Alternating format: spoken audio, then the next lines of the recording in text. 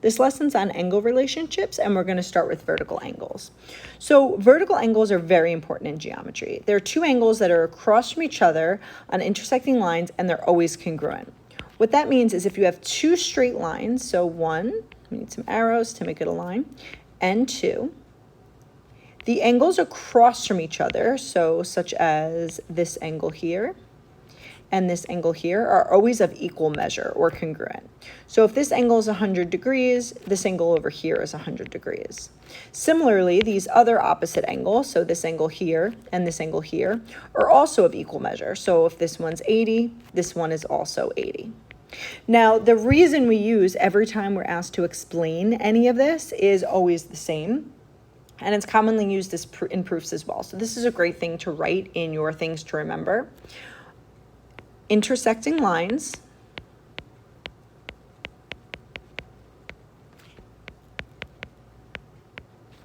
form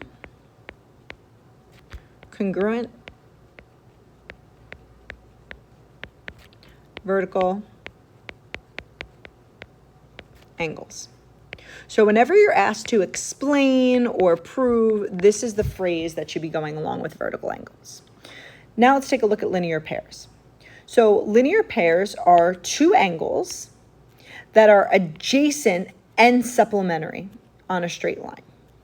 So what that means is that if I have a straight line, these two angles that make up the straight line are a linear pair. So this angle here and this angle here. And if you don't remember what supplementary means, we're actually going to be talking about it a little bit more tomorrow, but that means that they add to 180 degrees.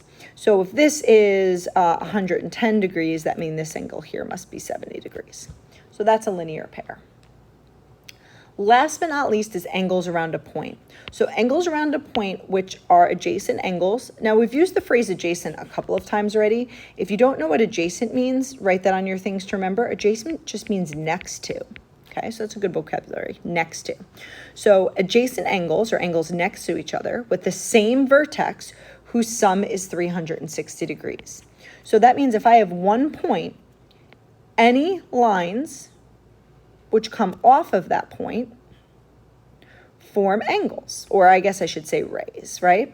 So each of these angles, so 1, 2, and 3, regardless of their measure, they have to add to 360 degrees. So let's say this is 110 degrees, this is 90 degrees, and this is, let's see, now we're at 200, so it has to be 160 here, right?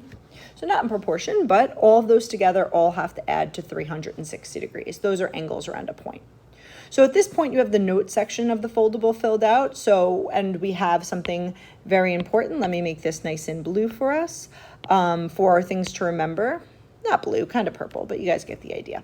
We're going to add that to our things to remember. And now let's take a look at some examples. So what's very important is when you're solving for an angle, I want you to make an equation. So what you should notice here is that these are a linear pair, which means they add to 180 degrees. So the equation that you should be making in this case is 157 degrees plus, or I guess we shouldn't put the degrees because it's an equation, plus A equals 180. Right? So those two angles have to add to 180. Now at this point, I can solve this equation for A. Subtract 157 from this side, subtract 157 from this side, and you'll find that A equals, let's see, 23, right? And that is a degree measure, so 23 degrees would be your answer because it's representing a full angle. So that's what I'd like for you to do for 1 through 4, right? I just want you to make an equation and I want you to solve it through. So I'm going to pause and I'm going to jump over to number 5 because I want to make sure you know and understand how to do number 5. And I'm asking you for 3 things, right? I'm asking you to write an equation, then give an explanation, which I made fill in the blank, and then to show me your solution and work to getting the actual answer. So here, in order to solve for the missing variable, which is C, I have to use these two angles. So I don't know if you noticed, but it kind of looks like a bow tie, right? Fancy bow tie here, just a little bit sideways. Those are vertical angles. And we know that vertical angles are congruent. So let's do the explanation first. Intersecting lines form congruent vertical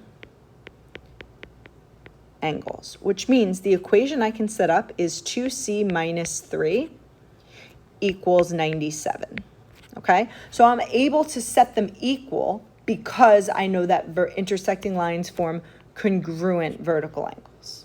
All right, so now I'm going to go ahead and I'm actually going to solve this out under solution or work. So I'm going to put 2c minus 3 equals 97. I'm going to add 3 to both sides, and then I'm going to be left with 2c equals 100.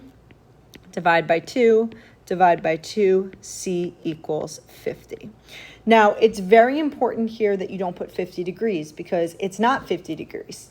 C is not an angle here, right? C is a variable in a expression that is representing an angle.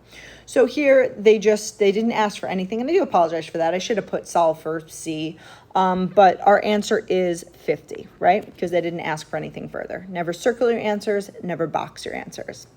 When you're finished doing the rest of this foldable, please log back onto Schoology, check the notes for today, and you'll be able to see all of the missing areas to make sure that you have a complete set of notes. Then you can go on to do the practice examples in our daily practice that will also be posted on Schoology. Thank you very much, and I hope if you understood everything. If you have any questions, feel free to come into class tomorrow ready to ask them.